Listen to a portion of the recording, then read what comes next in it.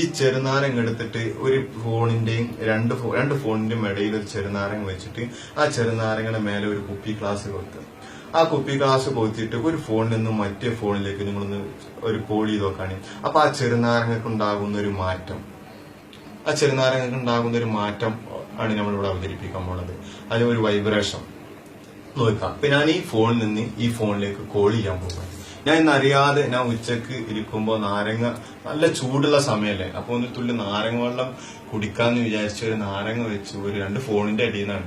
അപ്പൊ ഞാൻ വെറുതെ ആ ഫോണിലേക്കൊന്ന് മറ്റേ ഫോണിൽ കടിച്ചപ്പോ ആ നാരങ്ങക്ക് ഉണ്ടായ ഒരു മാറ്റമാണ് ഞാൻ എന്നെ ഈ ചിന്തയിലേക്ക് എത്തിച്ചത്.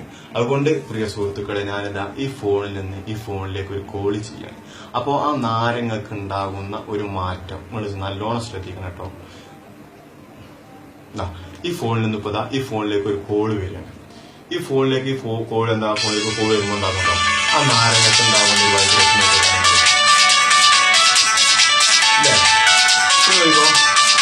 അത് കട്ടാക്കി കഴിഞ്ഞാൽ കണ്ടോ നാരങ്ങ നിൽക്കും ചെയ്തു.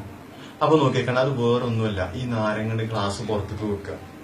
ഈ നാരങ്ങ എടുത്തു കഴിഞ്ഞാൽ ഇതിന്റെ അടിയിൽ ഒരു വിരലുണ്ടല്ലോ, ഇതിങ്ങനെ അടക്കി കൊടുക്കുക നാരങ്ങക്ക്. വേറൊന്നും വെറുപ്പിക്കാൻ വിചാരിക്കരുത് കേട്ടോ. ഓക്കെ.